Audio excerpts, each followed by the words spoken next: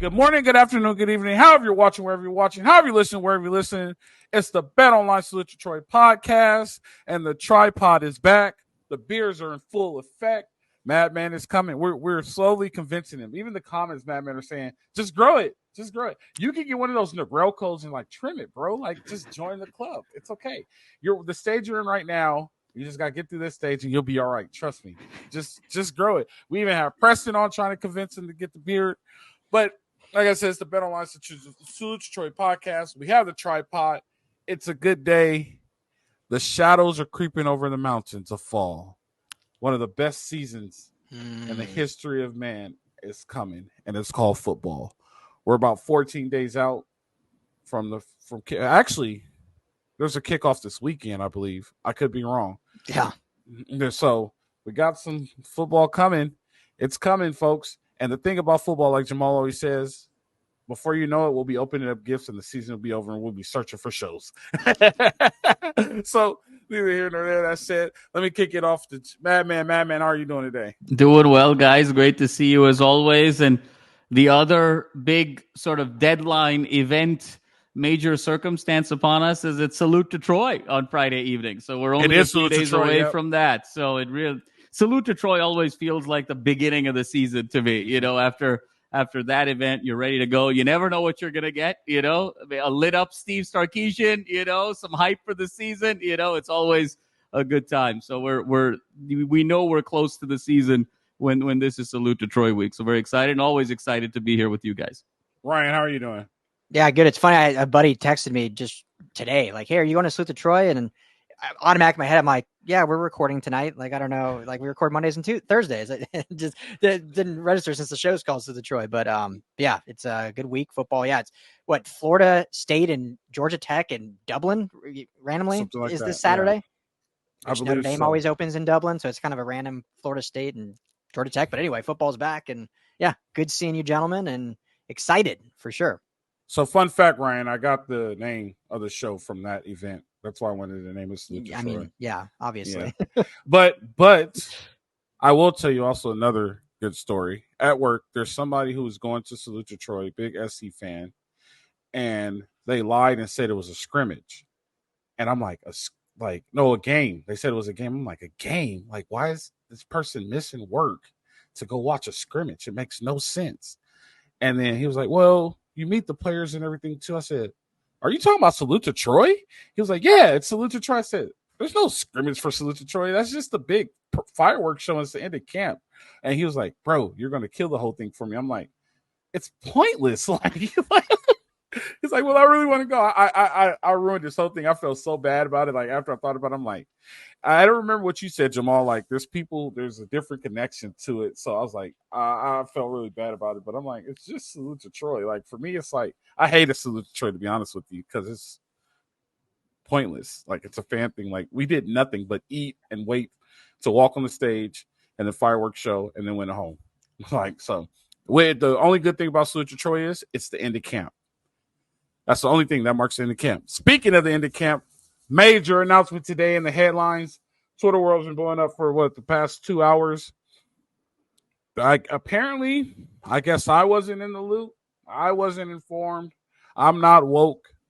Or maybe I'm just I'm just a realist and realize that it wasn't really a battle, but there was a quarterback battle, and Miller Moss has won the starting quarterback spot.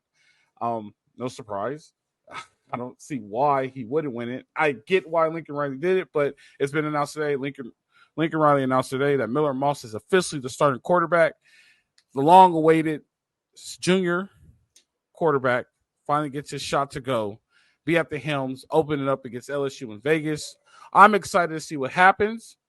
The most thing I'm excited about this happening, before I get you guys' opinion on this, is we're going to see a whole bunch of shandies this fall. I know it's a summer drink in Boston, but that Miller Lemon connection is going to be amazing up the seam for multiple touchdowns, and we're going to get this season kicked off. Ryan, what do you think about the big announcement about Miller Moss being the starting quarterback for the University of Southern California? Yeah, we all knew it was coming. Like you said, how much of a competition. I think it was legit competition. Like, obviously, when you're a coach, you want to instill in your guys that they're not just given anything. Like, you got to earn everything. And Miller Moss has obviously had to earn everything his whole way in his college career. And Jaden Maeva transferred to SC for a reason. Part of that is development, but he didn't want to come here and sit for a year. He wanted to compete to start right away. So I think it was a legit open competition, but I think it was clear from the beginning it was Miller Moss's job to lose, which we knew after the Holiday Bowl, we knew after the Spring Bowl or Spring Game, we knew after Big Ten Media Day when he was one of the captains and guys representing the program. How funny would that have looked, right? Like, he represented the team, and then Jaden Maeva is the starting quarterback. So we all knew this was kind of coming, but I think it's good that now, still a week left of camp and then a full week before the game, that it's done. There's no questions because, every day media is there. They're asking, I was there on Thursday and asked Coach Heward, and he had to answer and say, oh, it's up to Lincoln. Like, it's up to him. So now it's done. Put it to bed. Miller Moss is the guy, and it's the way it should be. And I think Jaden Maeva showed a lot of good things, and they're really excited about him. As I've said, I do personally, this is no intel, it's just I do believe there'll be some packages where they'll use Maeva. I just think he has too much talent to not do anything all season long. But this is Miller Moss's team, as it should be. And it's exciting that we can now just move forward and talk about him truly being the guy in terms of official, because now it's officially announced. So, yeah, hats off. Congrats to Miller Moss. Well-deserved. Man, the mic is yours. No, totally agree with Ryan. I mean, let's be honest. I think Miller Moss won this job last December at the Holiday Bowl, and it's basically been, him essentially kind of lapping the field, and, not just that for what he can do on the field, but I think he has, undoubtedly shown that he's the emotional and spiritual leader of this team, the guy who's waited his turn, who truly wants to be a USC Trojan, kind of the pedigree, the lineage of his family. Being USC is in his blood. And I think that enthusiasm, that sort of vitality for the game and for the team is really going to show this year. So obviously very well deserved. It's what we expected. And I think part of the wrinkle this year, I think, is going to be, if you just sort of look at the measurables and the frame and the skill set, Maeva is sort of more of a quote-unquote Lincoln Riley guy of the last 6 or 7 years. Like, if you think about Caleb and you think about Jalen Hurts and you think about Kyler Murray and you think about Baker Mayfield, Maeva's skill set is actually closer to those guys than Miller Moss's skill set to those guys. And so I think what's going to be fascinating about this season is I think we're going to see a new dimension of the Lincoln Riley offense, because Miller Moss is kind of the outlier from this sort of lineage of quarterbacks that has made Lincoln Riley so famous and such a quarterback whisperer and such an offensive guru. So that's what I'm also so excited about, is just how the players not only gravitate towards Miller Moss from an emotional standpoint. Remember, everyone was screaming, we're a team now back in the Holiday Bowl. To see that sort of translate over the course of a full 12-game regular season and hopefully beyond. But then also to see, Lincoln Riley, the mad scientist in the lab, in the shop, saying, how does this offense look a little bit differently with a different archetype of quarterback? So for all of those reasons, it's going to be so exciting to watch the evolution of this team. And that journey begins, a few days away, ironically enough, in Vegas against LSU. So very excited for the Miller Moss, era, if you will, to officially begin with LSU. By the way, I just want to let you guys know, at Trader Joe's, they have Venus flytraps, and my wife is playing with this plant. She's been playing with this plant for 2 hours. So if you see me looking, she's over here playing with a Venus flytrap. I'm sorry. Coach, the way you opened that, I thought that we got a new sponsor in Trader Joe's. I was like, when did we get the new Trader Joe's sponsor? The way you opened, So no, they the legit, at Trader Joe's, you could buy a Venus flytrap, and they trap flies and they trap ants. So like she went and bought some tweezers from the store, and she's getting the flies from outside in the windowsill and putting them in the fly trap and watching the fly trap close. She's like a 4-year-old right now. She's so excited about this thing. It's crazy. Wow. Nice. And she keeps like jumping and getting excited every time the thing closes. She's like Sid from Toy Story, just like torturing these flies. Anyway, sorry about that. So Jamal, I'm very upset with you because you stole everything why USC is probably going to go like 6-0, and everybody's going to be shocked because what Lincoln Riley is going to do with Miller Moss is nowhere on film, and it's going to take about 6 weeks to catch up, which is a very good thing because we're going to see the legit art of his pass game with Miller Moss at quarterback, right? We know what he could do with Maeva. We know what he could do with the RPO stuff. We know how he could get the ball out quick. What we saw at the Holiday Bowl was just a taste. There was still a lot of Caleb Williams offense at the Holiday Bowl, if that makes sense. Like, those are the plays. Like this right now, it's going to be Lincoln Riley able to show his concepts as far as pass game and everything like that. This season right now for Miller Moss, and we'll talk about it more, but I'll leave on this cliffhanger. This season right now could either be his last year winning a Heisman Trophy or him coming back trying to be a second-round pick next year. That's the whole different of margins that could happen with Miller Moss, just because of the school he plays for, who his coach is, and how much notoriety is on him right now. I never thought his job was in jeopardy, even though there are culture vultures out there saying, oh, Maeva looks so great and doing this and that. Yeah, he's more athletic than Miller Moss. He's going to run around more than Miller Moss. But a true artist at quarterback, this is what made Caleb such an artist. Go look at Caleb's rushing yards.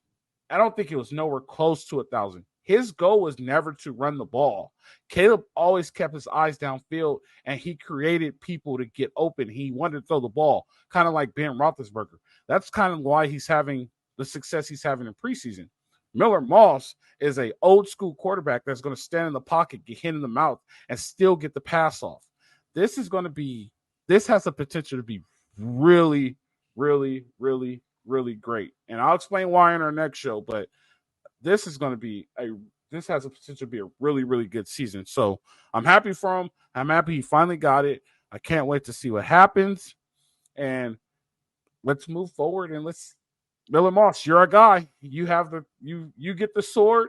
You get to stand on the ladder. Fight on, buddy. Let's go. Jamal Ryan, you got anything else before we move on this?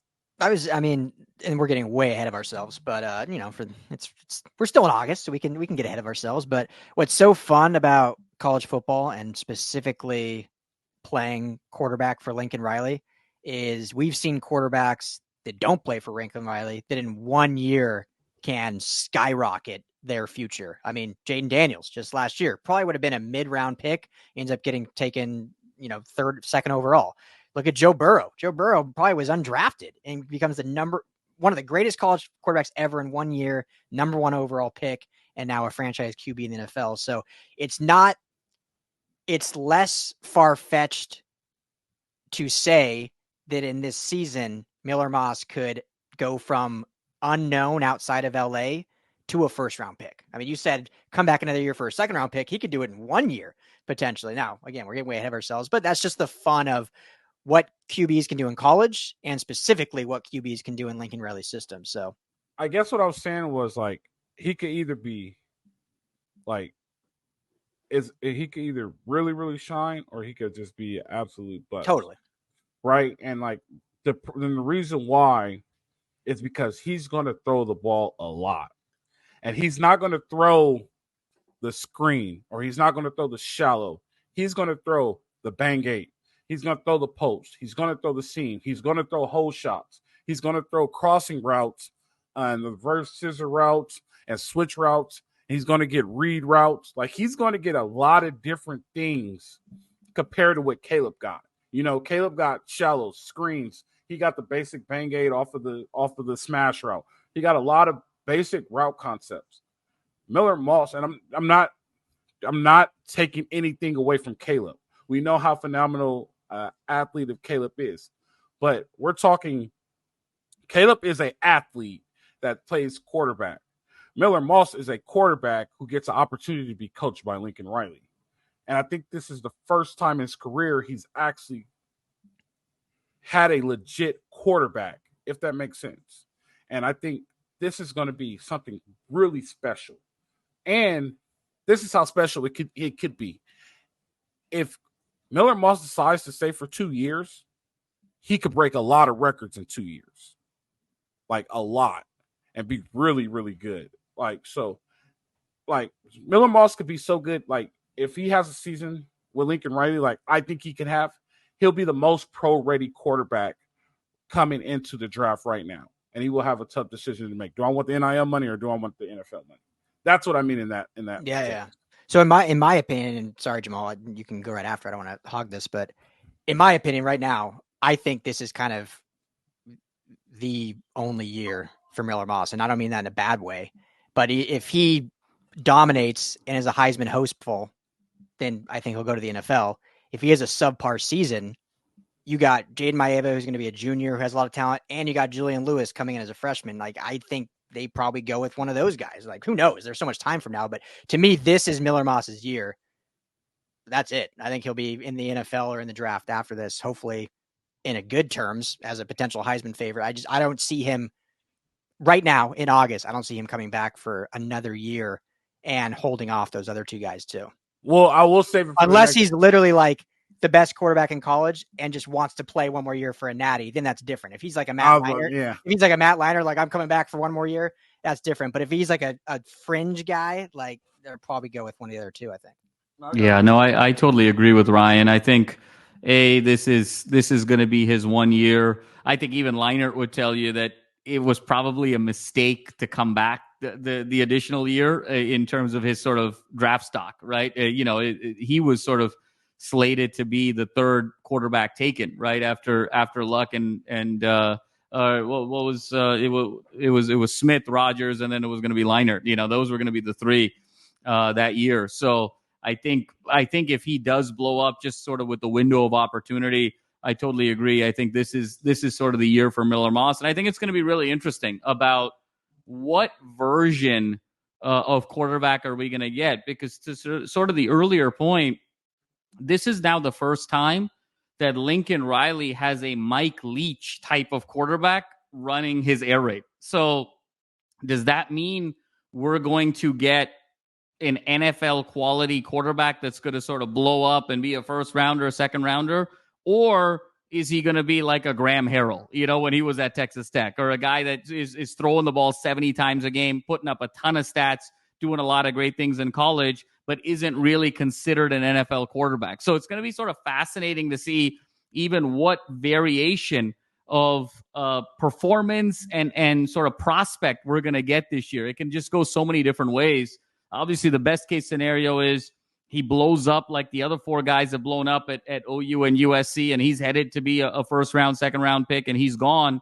Or, is it that he's, kind of a Graham Harrell couple games where he throws 65 passes, 70 passes? Is it that when you sort of take out the RPO and now all those plays become throws and they're not like scrambles, they're not keepers? Or is it that maybe, he struggles a bit, and we hope that's certainly not the case. So I think this can go any which way. And I think that's what makes this season so exciting. Last year we knew Caleb was going to be great. He was the reigning Heisman winner. So the window of interpretation, the window of analysis was a lot more narrow. Here, I mean, my God, it's so wide, right? And even sort of Vegas in terms of the win totals. I mean, some people are as low as 7.5 wins on USC. Other people believe this is 10, 11 wins. So it's very reflective in the projections. I mean, when you have a team that is swinging 5 wins, in either direction, it really is kind of the Wild West this year. No one really knows until they step on the floor and on the field. And I think that's what's going to make this so exciting.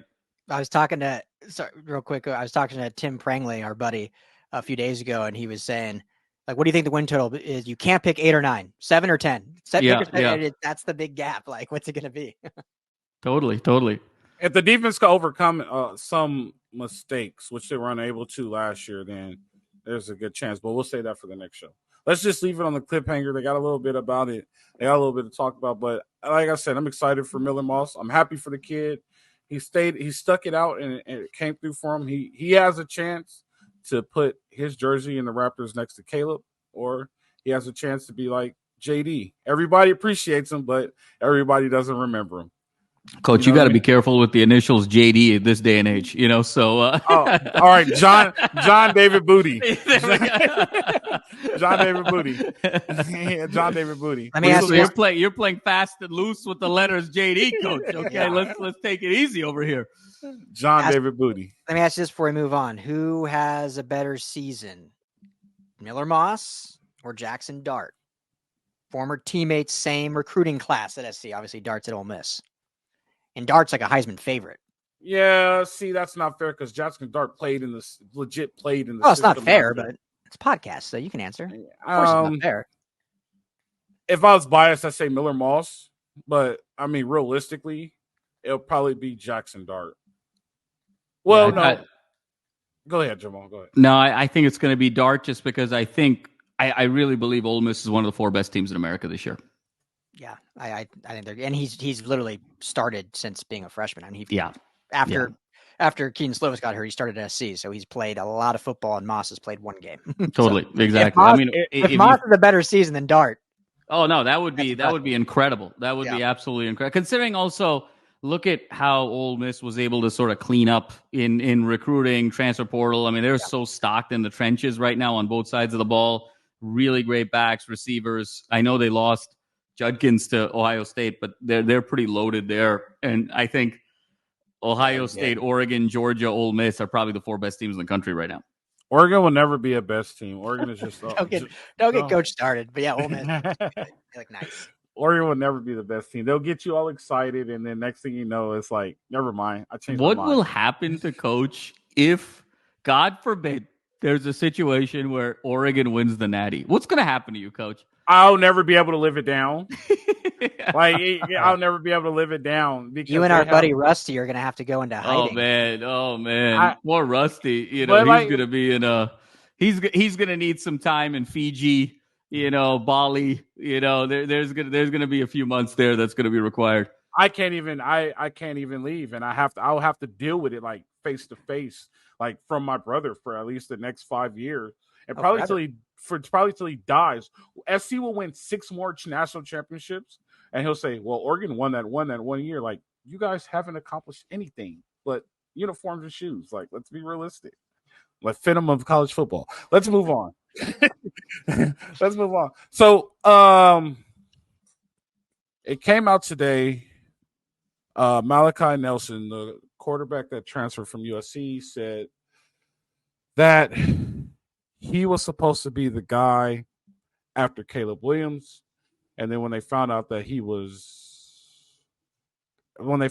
Lincoln Riley was going out to recruit Will Howard, that's what solidified his decision to leave. It also came out today that he is not starting at Boise State. So coaches know. I'm going to try to say this the best way I can because he's still a kid, but there's still a lot of adults helping him make decisions. In this world, everything is competitive. Even when you don't think it's competitive, it's competitive. When you put a job application in, you're in a competition to be that best person to get the job. When you work at a job, you're in a competition with the rest of your fellow coworkers to be the top of the company. Everything is competitive in life. You want to be the richest person. You want to be the best at everything you could do. And it's not going to come easy. It requires hard work. It requires dedication. Nothing is just given to you. The fact that he based his logic off of that he was just supposed to be given the starting spot and somebody was coming in to compete with him and it made him leave. And then you go to Boise and you thought you were just going to be given the starting spot and you lose your starting spot to the quarterback at Boise. Tells me, realistically, you just weren't good enough. And I just had this conversation this past weekend. Everybody's going to get to college. There's kids in high school that are really, really good. And they get to college and they're just not good enough. There's people in the pros that are really, really good. And they get to the NFL and they're just not good enough. That is the science of life. You peak at certain times in your life. And when you peak, and sometimes you don't get any better. I'll give you a great example. Ali Highsmith, from when I was a kid, was a linebacker for LSU. First team All SEC. I believe he got SEC Defensive Player of the Year. Really, really good. I think it was the year Les Miles. I think it was the year they won the national championship. I don't know. Don't quote me on it. 7th round draft pick. Never came out to anything in the NFL. Does that mean that Ali Highsmith was a bad player? No, not at all. His peak was in college. Malachi Nelson's peak might have been in high school, and that's okay. Now he needs to learn how to flip the game and get a degree out of it, make as much money as he can, and set himself up for a future.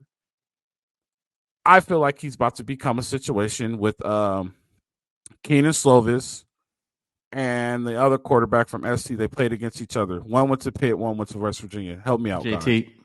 JT Daniels, yeah. Yeah, JT JT Daniels. Like, not to be confused with JD, JT Daniels. JT Daniels. You're going to run all over the place trying to get a starting spot, and you're just not good enough. And it's okay. You're not going to be good at everything. You're not going to be the best at everything. But how much of a competitor are you going to be? How much are you going to stay and gut it out? If I'm a pro scout, what does that tell me about this kid? So if we go draft somebody, he's going to be ready to ask for a trade, and he's going to be ready to leave. And I have to emphasize this, and I want to make this point clear. It's not his fault. It's not his fault at all. He's getting bad information. He has too many people in his camp. He's trying to get to the NFL next year. Well, it's not going to happen next year, and somebody needs to tell him that reality, that next year is not his last year of college football. Like, you're not a starter. Are you going to go to another school and be a starter and you're going to blow it up? You haven't taken any reps in a college football game. Like, you have to be realistic, and these people have to start telling these kids the truth. And he's not getting the truth from his camp. And his camp is setting him down a wrong path. He should still be at SC. He should be getting a degree from SC. He could get more money. Like, if it's about the money, you could work the money in. Figure it out. We're trying to fix the NIL. But the route that he's going is not a good route. And it's putting him in a worse situation. Now he's going to tank. Now he's a backup again. So where is he going to go next year? He's going to go to South Dakota State. Is he going to keep dropping lower and lower on the scale until he becomes a starter? Or you're going to lesser competition? Just stick it out. You might have developed and end up becoming a starter. You never know. You might have beaten Mayava out. You never gave yourself that opportunity, and that's not his fault. Nobody told him to stick it out, and everybody's forcing him to leave to become the starter to get to the NFL. Hey, listen, Malachi Nelson, when you go to the NFL, you don't owe anybody shit. That is your money. You made that money. You worked hard for that money. You don't owe anybody anything. If you get there and enjoy the opportunity. Don't get there and try to figure out how you could pay everybody back, because that's how you end up in the situation you're in now, trying to make everybody happy. The only happiness that matters for you is your happiness. You need to figure out your happiness, and you need to figure out how to get to your happiness so you could play football and enjoy it, because this is how we get to players who are depressed, who go through mental illness and things like that, because of these issues. These are the root issues: bad camps and bad advice. And that's how he ended up here.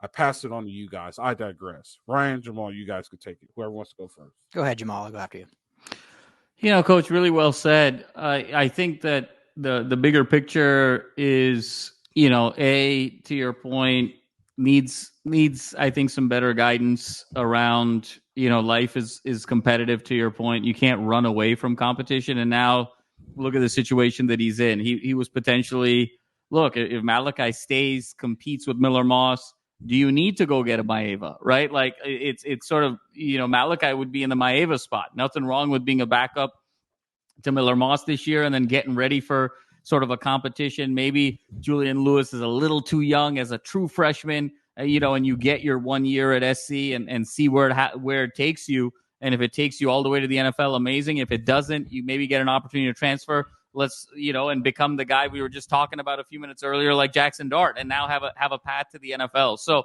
you can't kind of cheat the grind. You can't run from competition. So hopefully this is sort of a lesson learned in that regard.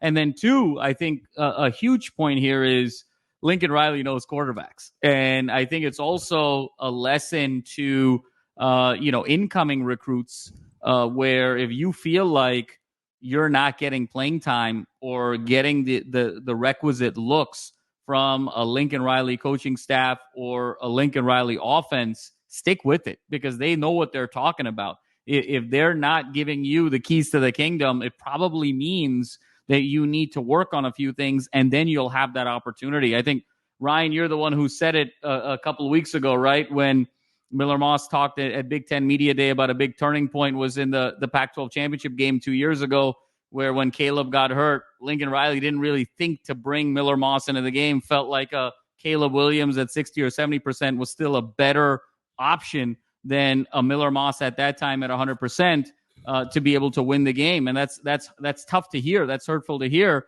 But when you think about Miller Moss, he could have left at that point and said, look, I mean, I'm not, they're not even looking at me as apples to apples. Like, I can't even beat out a guy, a 60% version of a guy. So I really have no shot here. I need to go somewhere else. He could have easily used that logic and gone somewhere else, but he stuck with it and he grinded it out. So I think, hopefully Malachi understands. And look, we wish all these kids well. These are 18 to 22-year-old kids. I mean, no one is coming at these kids. I mean, come on. This is entertainment. This is sports. We're just in the business of having great conversations about teams and schools that we love. We want to see all these kids succeed. All these kids live out their dreams. So hopefully for Malachi, this is a moment in time. And I think the one good thing is, with the rules the way they are, where you can have unlimited transfers, he's still so early in his collegiate career. He can get this thing turned around. And this could be really that great lesson learned to kind of get him reframed moving forward. And then number two, like I said, my big takeaway is for the incoming recruits, just because, to your point, Coach, you were great in high school, you were great in all-star camp, Lincoln Riley knows quarterback. So he knows when you're ready and he knows when you still have things to work on. So it just lends even more credibility to his ability to analyze and understand talent and identify talent at the quarterback position. Ryan, you're up. Go ahead. Yeah, all well said, both of you. Unfortunate for him, obviously rooting for him. Local kid, Los Alamitos High School. I used to live right by there in Long Beach, so I knew Los Al really well. Him and obviously Mekhi Lemon were teammates. So, really rooting for him, and it's unfortunate that it didn't, work out for him. That's it's a good life lesson, right? Like that's perfectly life. I think the only two things I'll kind of add is, one, it had to be a pretty big red flag for him in his camp. So he transferred, or he hit the transfer portal in I want to say it was December 17th. I remember I was on vacation in New York. So it was right before Christmas. And then he committed to Boise shortly after that. Jaden Maeva transferred to SC January 10th. And you remember Maeva transferred from UNLV, from the Mountain West, the team that was in the championship that played Boise State. And if he's saying, I'd rather come to SC, compete, potentially be a backup, that was better for his development as a quarterback. And then you have Malachi Nelson saying, I don't want to do that. I'd rather go to the Mountain West, thinking that was better. That had to be somewhat of a red flag, but maybe his camp was oh, did we play this right? And the other piece of it, I'll just add, we talked about this when it happened. There was a big NIL portion of this. He was promised things back then and it didn't follow through. So there was some competition things, but there was definitely an NIL play to this. And I think this also is a great learning point for him and other recruits and just other people in life to, at that time, SC's NIL was not where it was today. It was still very new, working through things. And so regardless of what maybe he was promised or what didn't get, jumping that quickly and now knowing where the NIL is now, I'm not saying he is, but maybe he's talking to guys now and man, I would have waited out. I would have been taken care of. It wouldn't have been an issue. And then I got to compete and stayed there. So we don't know. That a lot of that speculation, but I think a lot of this story, unfortunately, just shows you that the grass isn't always greener and you got to wait things out. And, if he's in year 3 and this is still going on, that's one thing. But I mean, he was on campus for 8 months, right? Essentially. So, I mean, it's a very short time to make a life-changing decision to go to a much, let's just call it what it is, a much lesser football program, especially in developing quarterbacks. And then you don't win that job. It's definitely not a good look, but he has plenty of time, like Jamal said, plenty of time to turn things around. I'm rooting for him still. Absolutely. Always will. And that's not just because he was committed to SC or from SoCal. All these kids I root for and want the best for them. And so hope he gets it right. But yeah, it's an unfortunate story and just shows a lot. It's a good learning tool, I think, for a lot of recruits and a lot of fathers specifically. When you're a father and you're on these visits and you got to look big picture and can't think snap decision 8, 9, 10 months. You got to look 2, 3, 4 years into the future and see what's really right. And so I think that's a good lesson, maybe even more than for an 18-year-old kid, but for a father that's on these visits of saying like, okay, things may not go our way year 1, year 2, maybe not even year 3. But like we were just saying earlier, if Miller Moss goes on and wins the Heisman, what a tale of 2 stories between him and Malachi of what could be and what could have been. Miller Moss has the opportunity to leave USC with a master's degree. He could walk down Figueroa as soon as the season's over. He could legit and say they play on Monday and they lose. They play Monday at 8 a.m. and they lose that game. He could walk up the Peristyle, walk down Figueroa, and walk into any of those buildings and say, you know what, my college career is open. I need a job. Like, it's over. I need a job. I have a bachelor's and a master's degree from the University of Southern California. Like, that's something you can't take away. The NCAA could take away your wins. The NCAA could take away your Heisman. NCAA has so much control over it. But what they can't take away is a bachelor's degree from USC and a master's degree from USC. That's one thing they can't take away. That's the big picture. Everybody's not going to make it. And it gets so hard. And I have these talks with people all the time. And maybe that's why I'm a little frustrated, because everybody wants you to make it. Like, you guys know, I have a soon-to-be 11-year-old. Well, is he playing football? No. Well, why not? He doesn't want to. He wants to play baseball and soccer. And then the 11-year-old comes and tells me, well, I want to be a pro baseball player like Shohei because he made $700 million. So Shohei didn't just wake up and make $700 million. Shohei took 8,000 BP. Shohei pitched the ball. Shohei went through bullpen. Shohei did a whole bunch of sacrifices to be that good. And he had to work to get there. It's not just given to you. And I also just go back. I think he just has a really bad camp, and he needs to change his camp. Like, and I feel so bad for the kid because it puts him in such a bad position to lose out. And I'm not saying nothing against Boise, but we all know a degree from SC is a little bit better than a degree from Boise. I mean, a degree from SC, it's better than a degree from anywhere, even the Ivy League. We all know that. Let's be real with ourselves. So I'm just saying that that's my big picture. And I know the big picture because I was in a part of it. And we still get caught with these kids who only want to go to the NFL. But what people don't understand, what people don't realize, when you don't make it in the real world, you get stuck in this void because you've been told your whole life you're going to the NFL and the NFL doesn't want you. And you get stuck with, what do I do now? Right? You're 24 years old, 23 years old. What do I do now? I don't know how to do anything else but play football.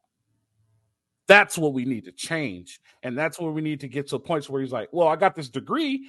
I could go work at Goldman Sachs because I did financial advising. Let me go do that, which is a very competitive job, and you have to compete to hit your numbers or you'll get fired, right? So, like, we just need to prevent the void from these kids and, like, all right, football didn't work out, but I could go do this. Let me go use my degree.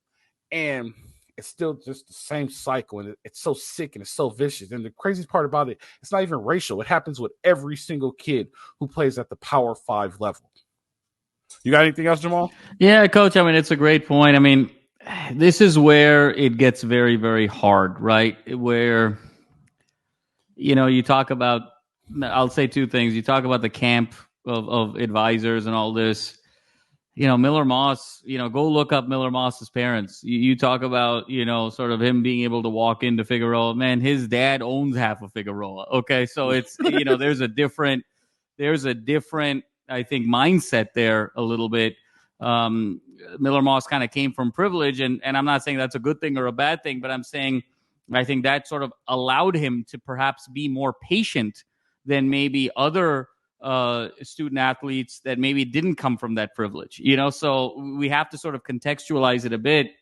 And this is also where it gets very challenging, is when the NIL money is more than and Coach, we talked about this earlier in the summer, earlier in the offseason, when the NIL money is more than your expected value in the NFL, it's really hard to say no to the money. It's really hard not to chase the money. And this is where the fact that, to our earlier point, this isn't capped and the number of transfers is unlimited. This is where it's hurting the kids, right? Because you're always going to be going and chasing the bag. Life is a game of incentives, right? And right now, the incentive, the system right now is designed for the incentives to be in place where you go chase the biggest bag possible and you create suboptimal decisions for yourself in the long run, to your point, where what I'm going to maximize over the next 3 or 4 years may, in the long run, be detrimental to me. But it's very hard in that moment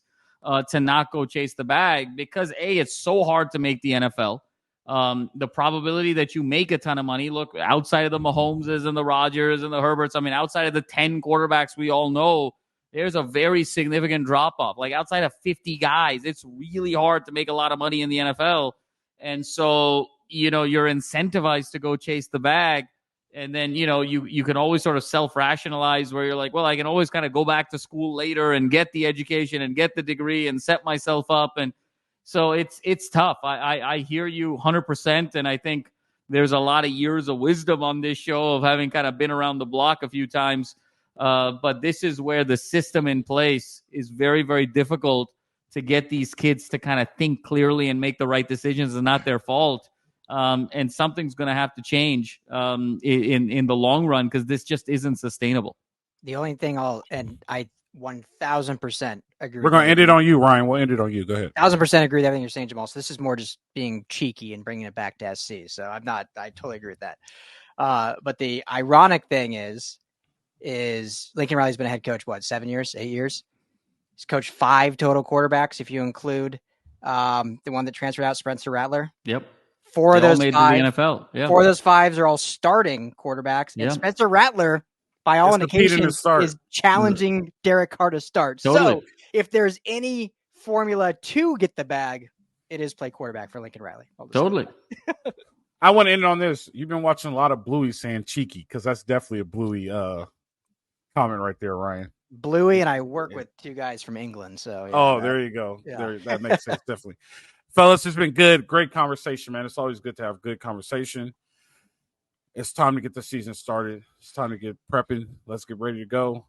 I'll see you guys next time. Fans, I'll see you guys next time. Thank you guys for watching. You guys know how it is. It's the Bet Online Salute Detroit podcast. Now it goes. They're free. Fight on.